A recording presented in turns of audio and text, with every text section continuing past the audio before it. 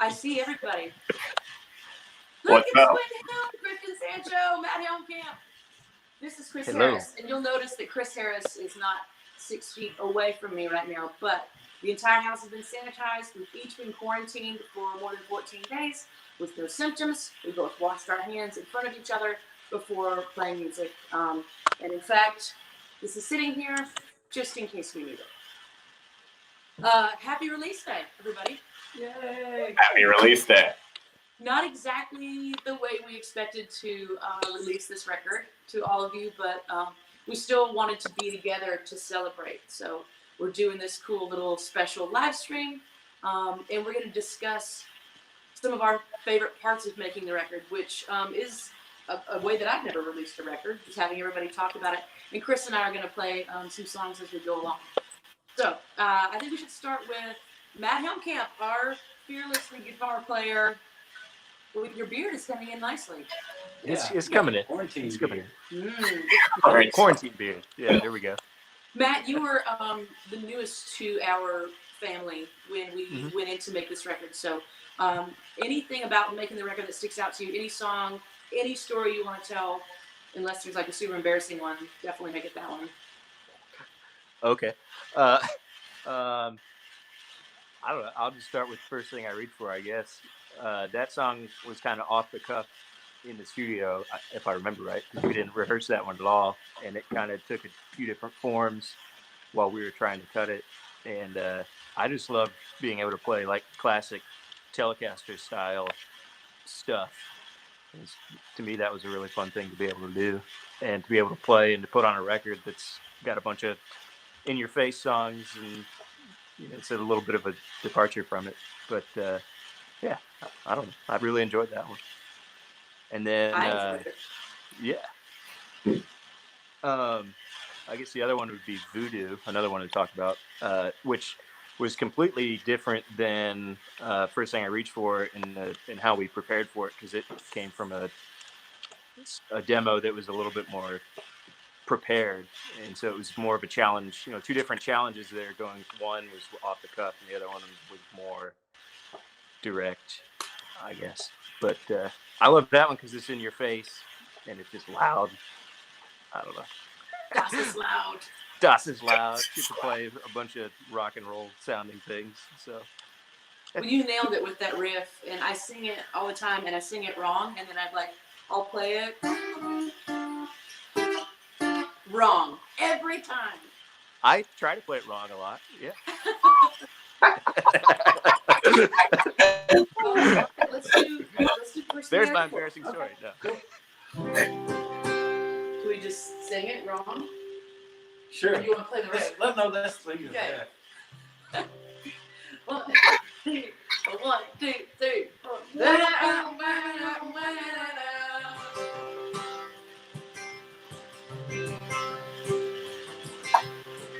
Brown liquor and black coffee puts my headache off. Heard last night put on me, still spinning me around. Night of a smoke, even though I can't hardly breathe. First thing I reach for is the last thing I need.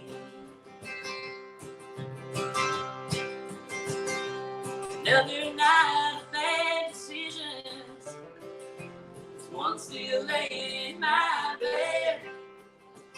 The bastard in me wishes he woke up first and left.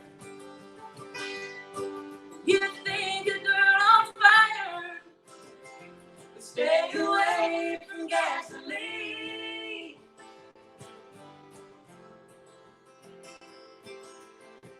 First thing I reach for is the last thing I need. Oh, the last thing I need.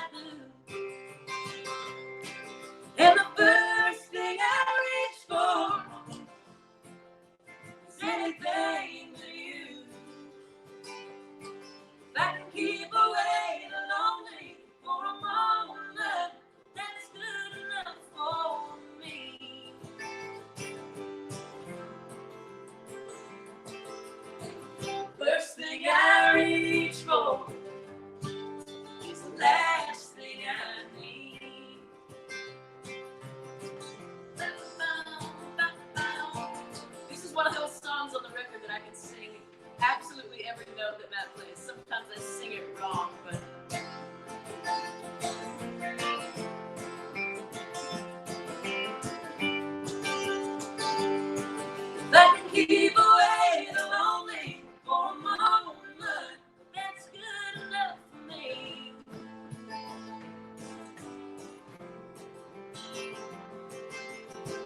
First thing I reach for is the last thing I need.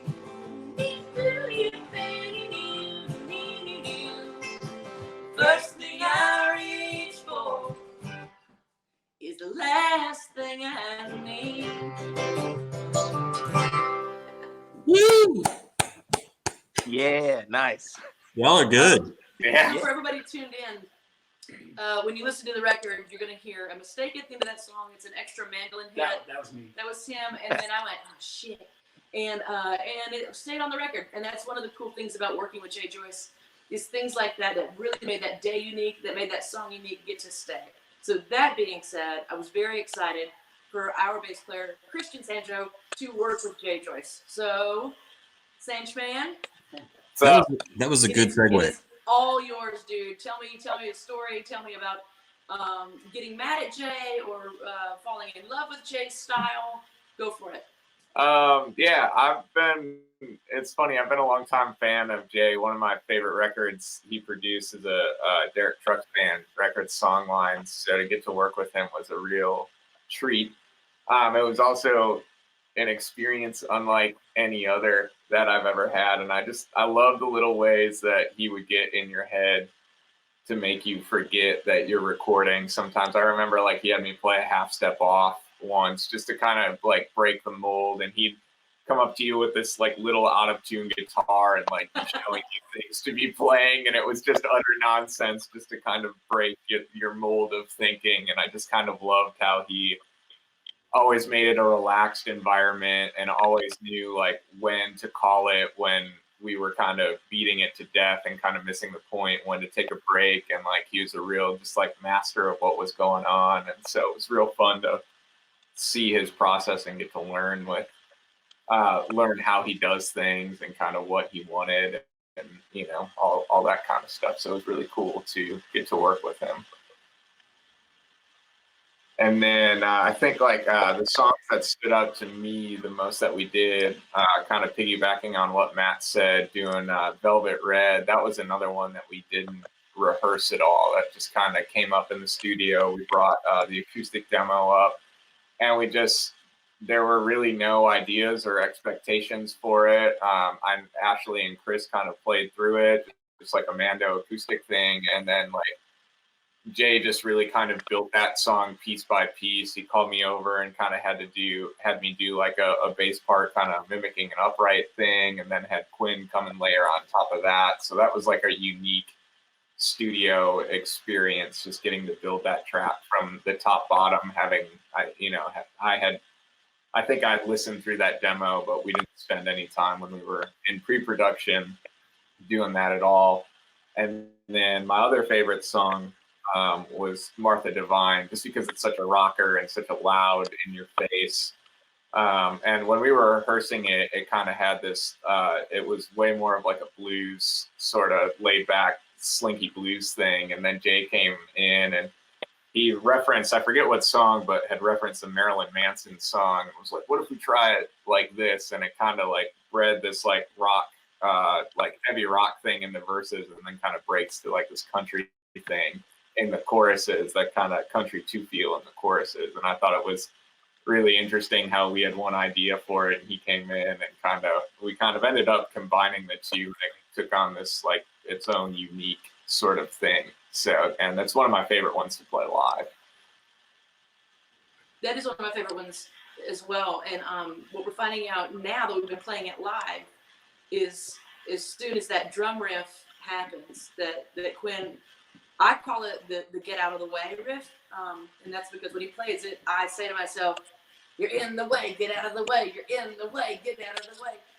And now when Quinn starts that, people erupt. And lead guitar players get that privilege, and people that sing get that privilege. Drummers don't always get that privilege, and so it's a pretty cool thing. But you mentioned Velvet Red, and initially Quinn, just when you're listening through for the first time after you've tuned into the release stream, Quinn Hill is playing a little bitty calfskin tambourine with his fingers and a brush. And Chris Harris was on mandolin, and I was on guitar, barely, just going like this every so often. And that kept Jay's take on that, kept the lyrics from ever getting lost, that this is a story song. This is a Southern Gothic kind of forbidden love tale. And he did break it up with putting Sancho's, it's like a Sancho groove. Boom, boo, doo, doo, doo, doo, boom. Again, a part of the record that I sing correctly. Yeah, it's interesting to me that song, that particularly that bass riff, reminds me so much of like New Orleans jazz, which is like out of nowhere. And it, like if you said, hey, we're gonna take this like bluegrass country song and we're gonna put a New Orleans jazz bass riff under it, I would be like, okay, that's a bad idea. But it worked. Are you sure? Yeah, it works so well. It's crazy. And how big was the bass drum that you went back when you went back the second time and layered with Sancho? How big was the bass drum? That's a good question. It's an old like marching drum, so it was probably like a 24 or 26 inch drum, but it only had one head on it. And so I was literally just like holding it up against my body with one hand and then hitting it with a mallet on the other hand. And there's several additional like percussion tracks on that. Were there goat toes or something? Yeah, hooves, I believe. Yeah, I think it looked like a bunch of hooves. Hooves, yeah. Hooves. Yeah. Hooves. All tied to the strings. Hoofs. Yeah, it's pretty wild. That was a lot. That one was a lot of fun to see each individual piece and then hear it all come together as such a like a musical moment. Well, we'll do that one. Surprise. Surprise! Surprise. Velvet red. Velvet red. It come calling. Velvet red.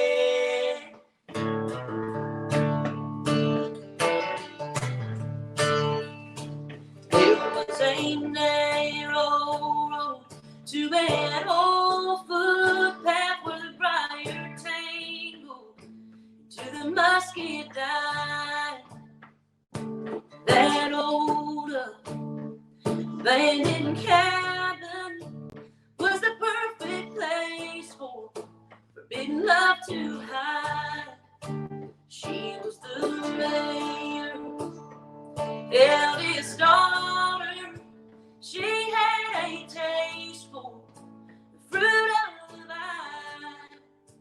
He was a poor boy down in that holler, made his living on his homemade wine. Velvet red, velvet red, he'd come calling.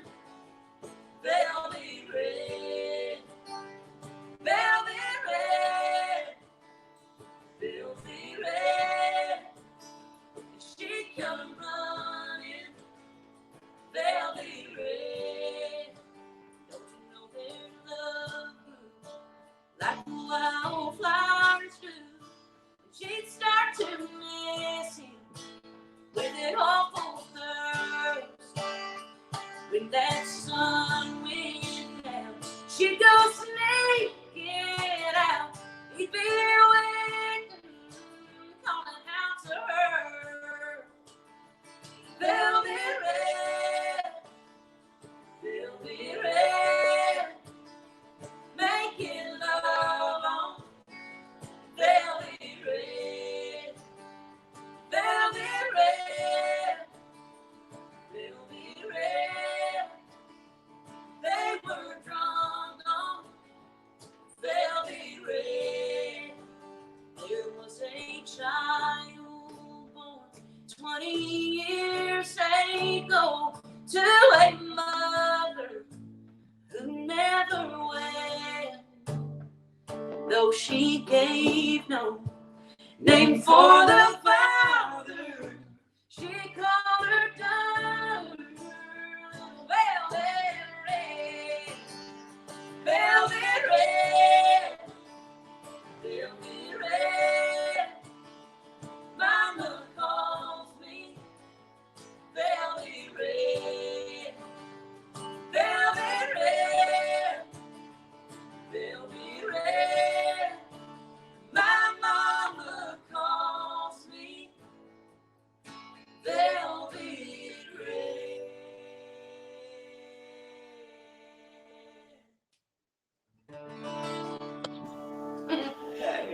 Just to let y'all know, you couldn't hear me, but I was nailing the harmonies on that. Oh, I have no doubt. That's another one of those songs that when you listen to the record, you're going to miss it the first time. But if you'll go back and listen to that song a second time, you'll hear this little teeny tiny voice go, I don't like it, in that last chorus. And that was a friend of ours who's a very successful producer. He and his wife came by with their beautiful little daughter, she's 3. Maybe. And while we're getting ready to finish up for the night, Jay Joyce says to Camilla, come over here and just into this microphone, tell me something. And she went right up to it and went, I don't like it. And I guess to be the first time she appears. I take care of that part live though. Yeah. So Yes. Probably not the last. I cover that. I cover that in the live show pretty well. Kind of nail He it. does, yeah. And so I'm sure everybody's aware, maybe not though. There are microphones on the stage that when you speak into them, only we can hear them in our ears. And that's how we say things like, Sandra just fell down, or I need more something else in my ears, or when he goes, I don't like it, into that microphone for us. Among other things. There's also some other things, but I can't tell you all of the secrets, or I'll be blackballed from the community. Okay, so I've been writing songs with this guy for 8-ish years. It's something like that. It's the day we met was The day that Doritos Locos Tacos came out. for the first time. Yeah, I remember because I left straight from that right, and I was like, man, that girl is badass. I got to get me one of the tacos. Honestly, I think that's no accident. I think that was the universe converging. It all came together. Yeah, that day turned out to be one of the most important ones of my life. Who would have known? So, I'm just going to turn it over. Without any further ado, the real Chris Harris. Not Chris Hill, which I sometimes say on stage for some reason. All right. Well, a couple of things from the record that really stuck out to me is one is you're gonna hear a song on here called Styrofoam, and I wanted to talk about that song because I remember the first time I heard that song.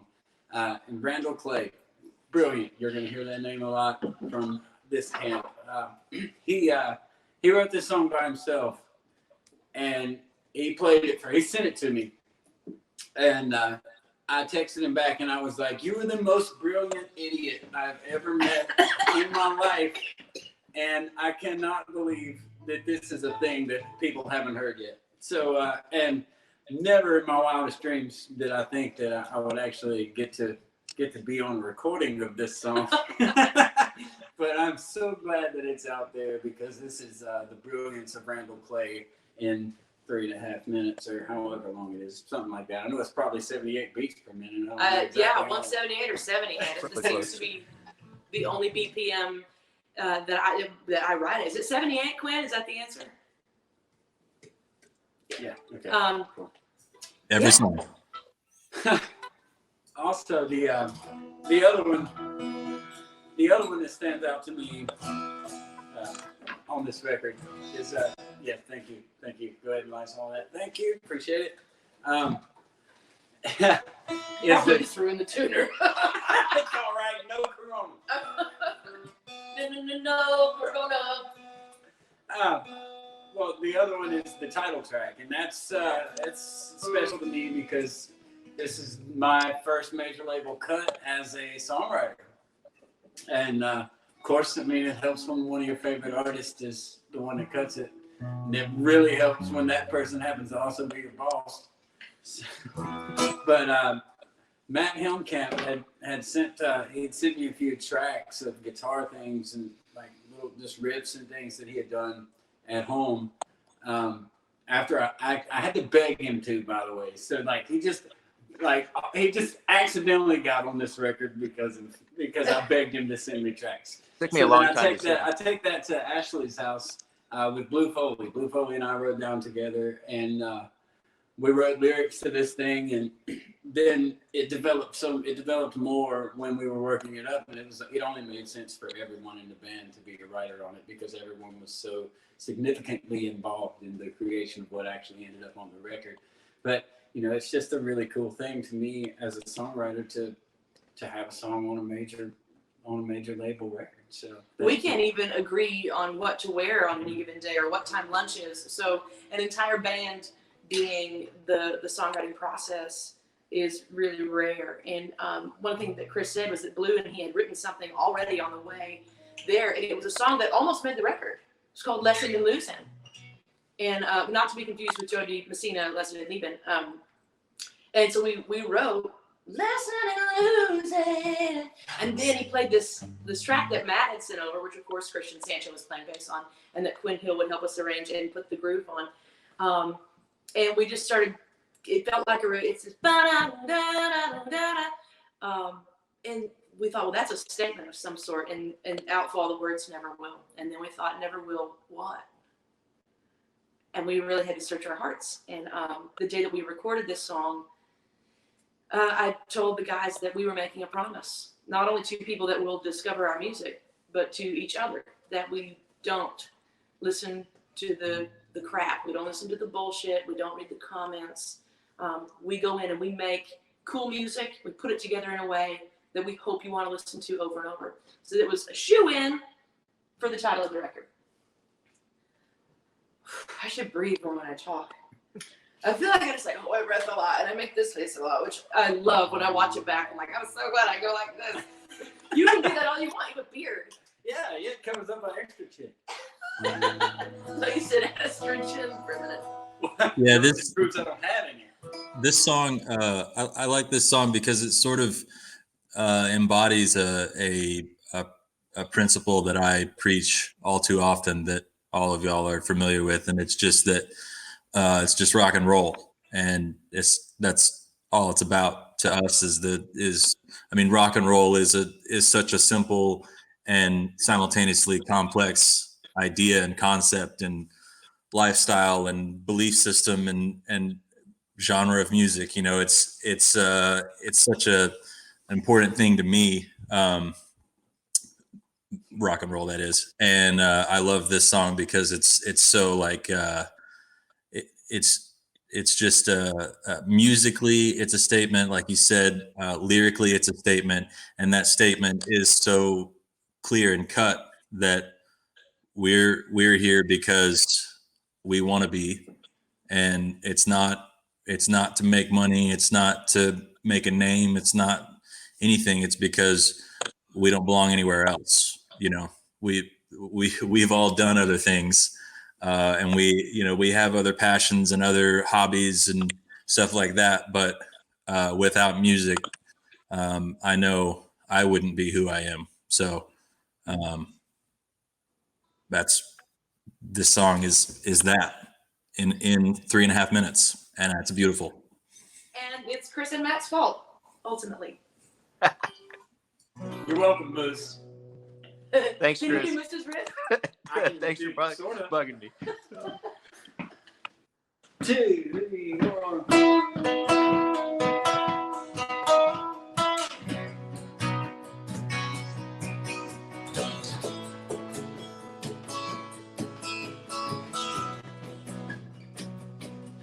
I heard go on and go, but just know where you're going to dead end. Playing in bars only makes you the star of a house band. Sometimes the hardest part was just to keep playing. I've been gone long ago if I listened to what they were saying, what they were saying, but I didn't, I don't, I never will. No, they just started a fire in control. And I wouldn't trade one more for the way it feels. No, what I did, I don't, I never will. They said, see the name of the night, you know it's gonna change her. You look in the mirror tonight, you'll see a stranger. But you gotta play the game if you ever want to play to the big crowds. If You've gone as far as you'll ever go unless you're willing to sell out. Girl, sell out. Well, I didn't. I don't.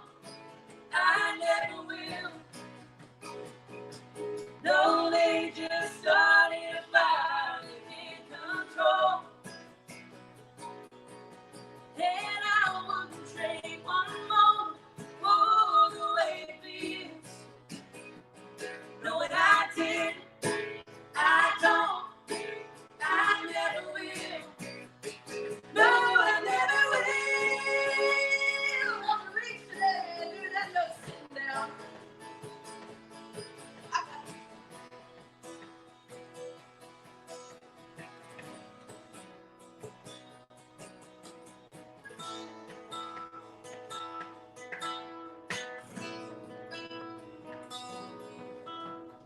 Money and fame, it'll go to your head if you get it. They never did understand all the reasons we did it. I can point out the names and the faces of the people who said it.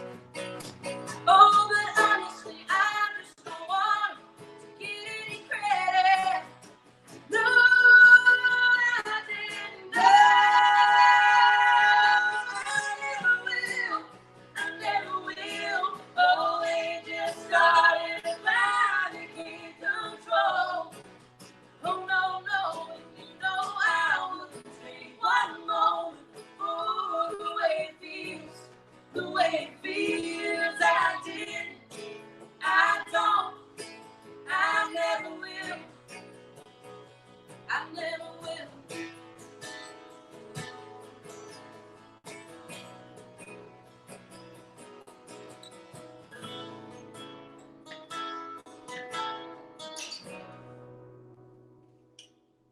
Whew. I've never tried to sing that song really sitting down, and it doesn't work. It's But much more of a stander-upper. yeah, and you know what? That's what live is for. Sometimes we mess up. Sometimes Matt plays the wrong note. Sometimes I say the wrong thing. It happens all the time.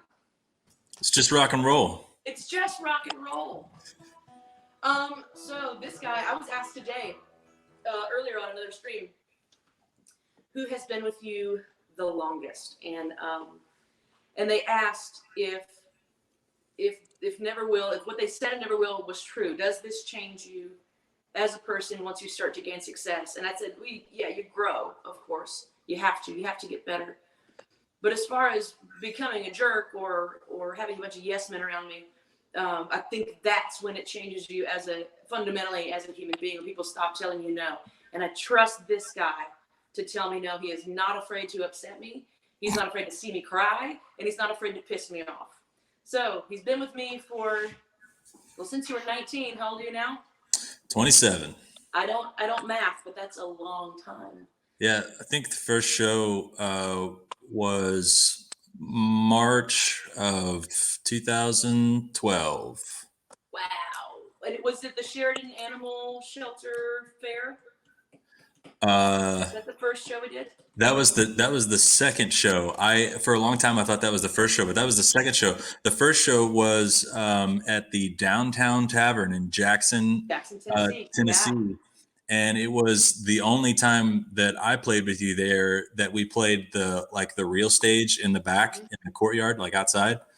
And the moment during that show, well, first of all, you sent me a list of like 50 songs and we're like, learn these. I had heard maybe 5 of them because I didn't grow up listening to country music. And so I made this iTunes playlist of all the songs I could find and made some notes and stuff like that. And I literally had my iPad on a music stand next to me and some headphones going into my ear. And while you were talking about the next song or whatever, I was listening to the first however long I could of that song to remember how it goes. And then you'd be like, all right. I'll be like, okay, yep. And 1, 2, 3, let's see what happens. And all these years later, he's still with me. So Quinn, we're going to turn it over to you. What do you want us to know about the record? I was thinking about something that people might not know about the record. And it was Jay's studio is actually an old church, and maybe some of those fans out there that are familiar with Jay and stuff like that know that. But it's an old church in East Nashville, and it's a really cool building. But it seemed through this whole process that there is this sort of underlying theme of church and religion and stuff like that. You hear it several times in the record, and then it being recorded in a church, I thought was interesting. And I think that for me, it brought a sort of an element of familiarity to the recording process because, like I think everybody else in the band, I grew up in church, and regardless of one's beliefs and stuff like that is ingrained in you, and you feel familiar with something like that, and so that was a lot of fun. That being said, one of my least favorite parts about recording the record was that the drums were isolated in the foyer of the church, and so there was just a glass door kind of separating me from the main room, and while recording we had to have the AC off, so that it doesn't bleed into the microphones. And I got to tell you, for being a church, it was hotter than hell in there. It was real warm, and particularly on songs like Voodoo, when I'm, like really, really getting on it, really yonking on them, it got pretty warm. So we would do a take, and everybody would be like, "All right, let's do it again." I'd be like, "Okay, bring me water." How many waters do you drink per show? In a headlining show, during the show I drink at least 4, and I try to drink 4 or 5 during the day before that, because if I don't have a lot of water, I can really like feel it in my joints during the show, particularly if it's a longer show, like a 90-minute show or something. I can feel my joints and stuff. I just can't move as well, so I try to get, on a show day, I try to get a lot of water going on, and then I drink several after the show too. But I said what was my least favorite part of the process, so I should probably say what my favorite part of the process was, which was the pre-production. It was that kind of setup is what we as musicians thrive in, the actual creation, and the getting together and the bouncing ideas off each other, and the, trying it one way and trying it a different way. And, listening to other songs for reference, which I maybe did too often. I got told that if I mentioned Rival Sons one more time that I was going to have to leave. But, and we all have influences from different places, so we were all bringing different elements, and it was just really cool to in a day, walk in that morning and a song just be a work tape, just lyrics and chords, and then at the end of the day we have like a rock song that's got a drum part and a bass part and a lead part and vocal harmonies and all that stuff that comes together and makes the basis of what we're sending out into the world for fans to experience. So it's a lot of fun to see it through the whole process. The 2 songs that stood out to me, kind of going along in that, was the first one was "Hang in There, Girl." That was one of the songs that sometimes when you're fleshing out a song, it's hard to find the direction, and it takes a little while. And that song, I remember we were working on it. We were working on it for a couple hours, and it just wasn't. We all loved the song, but there just wasn't. It was missing something, And for some reason, this little switch flipped in my head, and I was like, "I tell you what, let's play it again. I'm gonna try a different drum part, and we'll see what happens." And we played it again, and I did that little like surf rock, that thing. And it completely, like, the song just clicked after that. And I like that because that song has such like an uplifting feel and message and everything. And, you know, the message is about, you know, perseverance and seeing it through and looking forward to things coming to fruition. And that's literally how the song came to be, is we, you know, hung in there and got the song to where it needs to be. And the other song was Sheila. That song, the first time I heard that song was in a green room. I don't remember exactly where, but Ashley was playing it just on an acoustic guitar. And I walked in and she was like kind of at the beginning of it.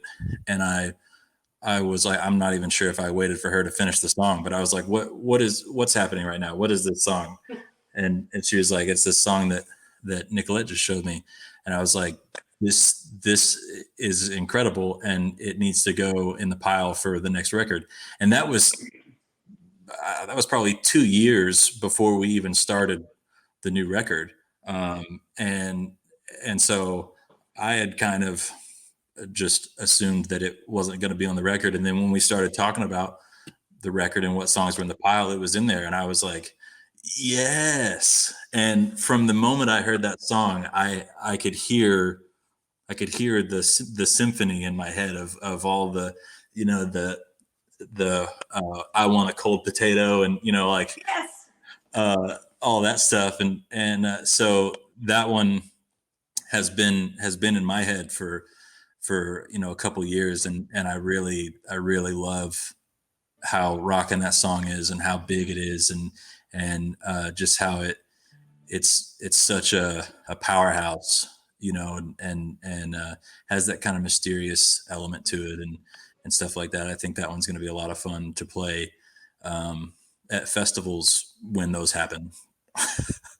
They're gonna happen. They're gonna Yeah. happen. Oh, absolutely. And we're going to play Sheila. We are.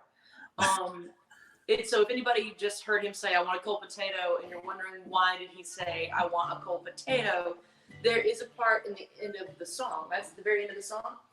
And so as Quinn is arranging the groove and we're arranging everything for the tune, he does this really cool hit. And the whole band is going to do the same rhythm. And I keep going, I can't remember from the beginning of the song to the end of the song, somewhere I forget what that riff is. And he's like, it's a ba ba ba ba da da da.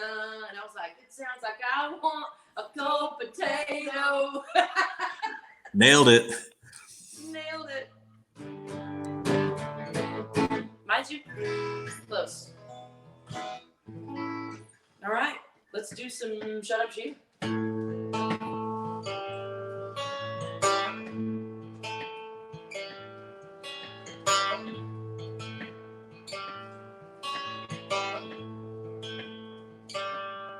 Shut up, Sheila. Can't you see we're all talking? Why don't you, Jesus, take a walk down the hallway? Shut up, Sheila. It's already so loud from these damn machines. Ain't my mama's mama just die in peace?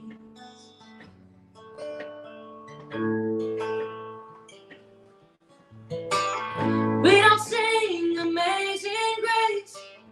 We don't read from the Bible. We just go about letting go our own way. We drink and we get high. We laugh at the wrong time. We don't cry. We don't pray. No, we don't cry. We don't pray.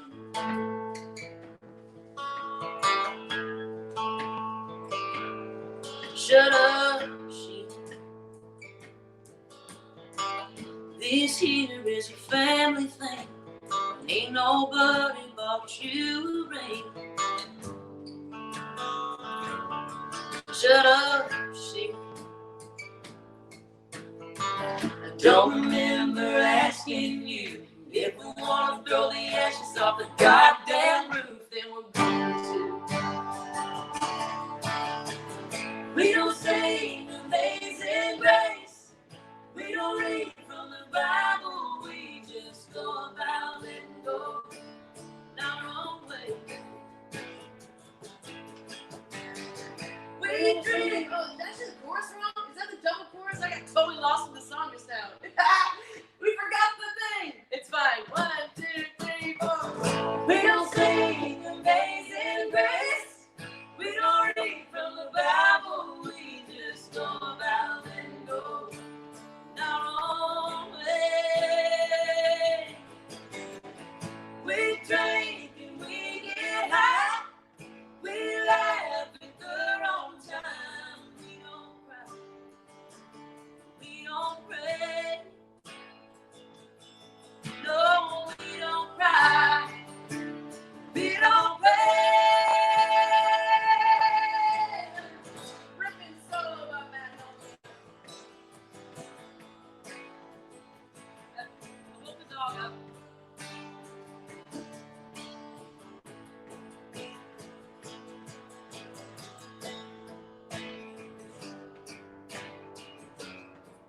Here it comes.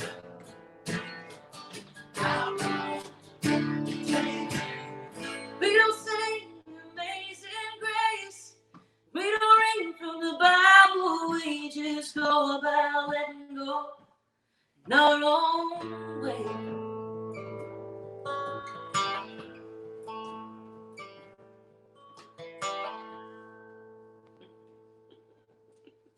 So good.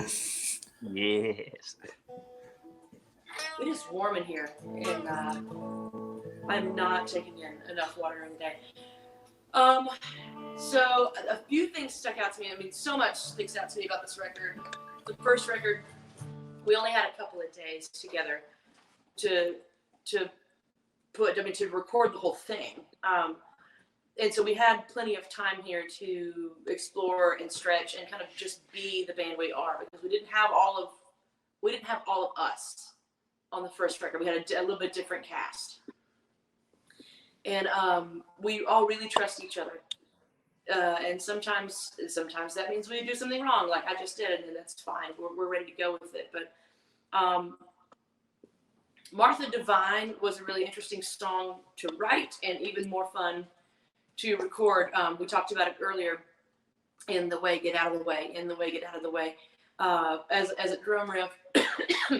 And Quinn was right. We had kind of a blues thing that we were doing with it. And then Jay just said, what if we did it this other way?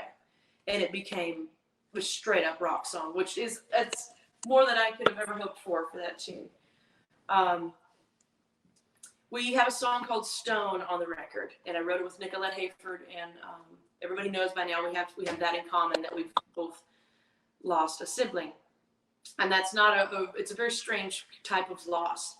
And so we wrote this song, and I told her the day we wrote it, which was January 18th. So it had only been about 6 months since Clay had passed away. I said, if this goes on record too, I want it in the liner notes that this is dedicated to Clay and to David. And I knew it would go on the record. And that day that we recorded it, we walked in, and Jay, it's not like Jay walks into the studio and goes, and this is the song we're doing today. He just kind of says, hey, what are we feeling? How are we feeling? And I said, you know what? Today is my brother Clay's birthday. And I'm going to look at photos of him for a while, and I think we should record Stone today. And I think that was the best way to do it. It gave the most honest delivery. And this was a time where Chris and Matt really got to show off how tasteful they are. Because when we wrote it, it's just a little finger picking thing on an electric guitar. And Matt and Chris picked out that little melody. Bum, bum, bum, bum, bum, bum, bum, bum, bum. And it's so nicely done, and it really helps move the story through. And of course, Quinn Hill and his genius decided to put a slightly military style drum thing going on until the mandolin solo, where he took it completely to a military cadence. it was a hard song to record, a hard one to write, and it's gonna be really, really hard to do that one live. But if there's a moment that's right for it, we'll do it. I mean, we're not gonna be in the middle of Bonnaroo and everybody's partying and we're like, stop, and that's not gonna happen. No. Dude, are we playing Bonnaroo? Well, it depends on how many times they have to cancel it. Going down the list, and they're like, "But get that band, the beardy guys and the chubby girl. Let's get her." This is just a regular cough, guys. It's pollen. The pollen count is out of control, and I took my Claritin hours ago, so that's why everything's starting to get tight. It's a terrible time to have a smoker's cough. It really is. I had to say that a few weeks ago, actually, before things got bad. I was at a show. I was playing Chattanooga, and I coughed, and somebody turned around, and I was like, I smoke occasionally. Yeah, that was me in Trader Joe's. Like right before this got bad, I coughed, and don't cough in Trader Joe's. Don't cough anywhere now, even in my own home. The dog is like, seriously? Yeah. He But just puts his nose under his butt. So he doesn't have to... he's doing that right. Sparrow is unique in that it has 6 co-writers on it. I was at a writer's retreat with Connie Harrington, Nicolette Hayford, Jake Mitchell, Aaron Riccier, myself, and Brandy Clark. And normally you would split up into groups of 2 or groups of 3 for a writer's retreat like that. We didn't. We wanted to stay together. And Nicolette had asked about the sparrows on the backs of my arms. And one of them is facing home and the other one is facing away. And so we kind of were talking about that. This was one of my favorite things. I love to hear Chris Harris play acoustic. And after I wrote it, I remember sending it. I might have sent it to you, Quinn. I sent it to my mother immediately. But I said, this is how our families feel about us. They want us out here doing this thing, and they miss us so much, and we miss them. The thought that the mom tribe prays for us in the morning is because they want us out here doing it. So it was a super special song for us to record. And we almost got to name the record Sparrow. But Ashley Monroe and I get confused for each other all the time. And her last record was called Sparrow. We can't let that happen.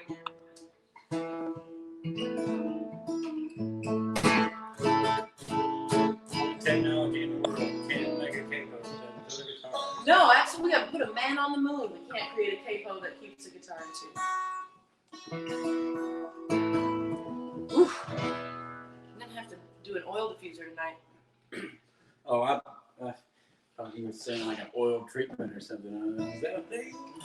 No. Just like eucalyptus or something to get all this tree out of me. Yeah. I got half an acre in my nasal cavity. Ready? Yeah.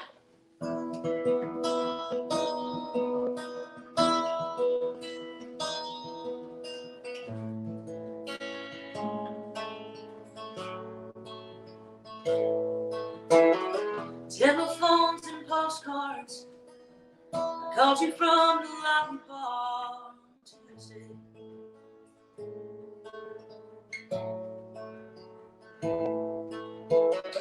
How's the opera coming up? Boy, I wish I had me some. Save me playing.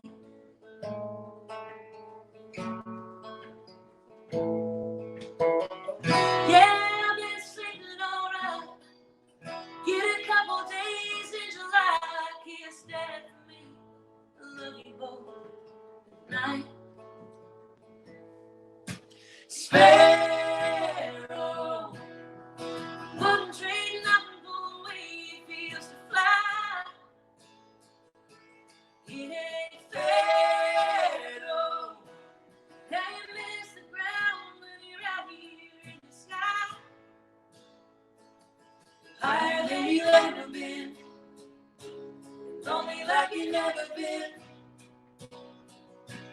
Waiting on the wind to take you home.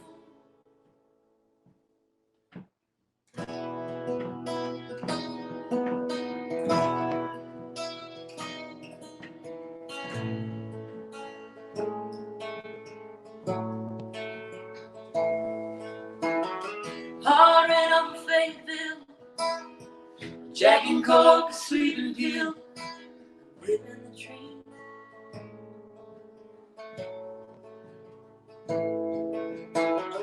$30,000 feet down there, waking daddy up in his chair, cutting the lights, locking the door, and saying a prayer for a sparrow. Wouldn't trade nothing for the way he feels to fly. It ain't fair, no. How you miss the ground when you're out here in the sky. Higher than you've ever been, only like you've never been. Waiting on the wind to take you home.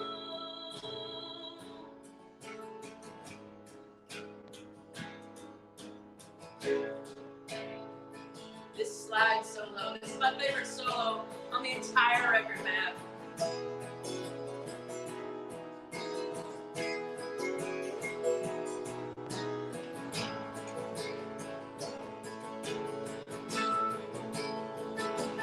Higher than you've ever been, only like you've never been.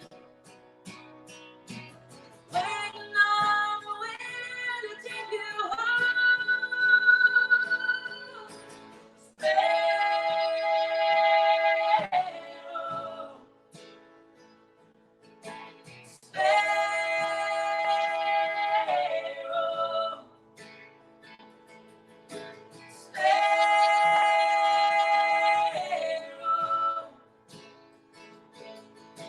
Sparrow,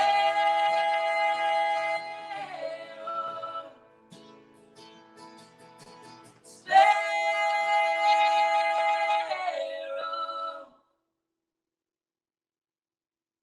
This living room has pretty good acoustics. It does. That's ringing upstairs somewhere. I love singing that song, and we didn't do it live until it was a really special occasion, and doing it for the first time live was really special for all of us. That's a song, for some reason, when we play it, we can feel this vibration across each other, not even just this way to our audience and back, but across one another. We feel that song in our bones, and part of the reason is, Matt, because your slide solo is just so good. Thank you. I think we're gonna take some questions. What inspired the cover art, and where was it shot? This was shot in an Airbnb in East Nashville. Might have been Inglewood, but it's kind of the same area. And the photographer we'd worked with before on a cover piece for a magazine, and it was just killer. Everything that they picked was just, the colors made sense to us for The Title Never Will, and so that's what inspired that. Of course, Blakely Collier and David Johnson did a wonderful job with hair and makeup and wardrobe. If you had to pick one line that encompasses the entire album, what is it? We can all answer that. You can try. If there's one line from, well, Quinn's would be, it's only rock and roll. One line from the record. One line from the record. You'd think a girl on fire would stay away from gasoline. That's good. Yeah. Higher than you've ever been, and lonely like you've never been. Boom. Also good. Anybody else want to chime in on one? You don't have to. They're like, lyrics. What? Yeah. That I want a cold potato. was a really good. No, I think Chris nailed it, for me at least. Yeah. I got you, bro. So before we say goodbye to you, we want to thank you for listening to the new record. And while we're all sheltered in place, this is a really good time to choose a record, whether it's this one or not. I hope it's this one. And listen to it front to back, because that's the way an album is supposed to be listened to. And we took a lot of thought and a lot of care into putting things in a certain order and helping them segue sonically. So maybe grab yourself a nice bottle of wine, pick a meal to make, get your Bluetooth speaker out, listen to the record that way. That way it's kind of a whole experience. Is there a way I could market that maybe? But thank you for getting the record, and thank you for tuning in to us. We get to hang out virtually. I miss these guys so much. And most importantly, keep your cleaning products stocked. Don't forget your outside door handles, your steering wheel, the handles of your vehicle, and most importantly, stay home and wash your hands. Mine are chapped from being washed so much, but wash your hands because we have to be here for each other in the future. When all the festivals pick back up and I whip everybody's ass at cornhole, we have to be healthy. Those are my words. I'm learning. Well, quarantine's a good time to learn cornhole. Hey guys, I love you. I love you, Quinn. I love you, Sancho. I Love you. Love you. Love See you. y'all. Bye, guys. Bye. Got your vinyl. Bye. Bye-bye. Bye, my loves.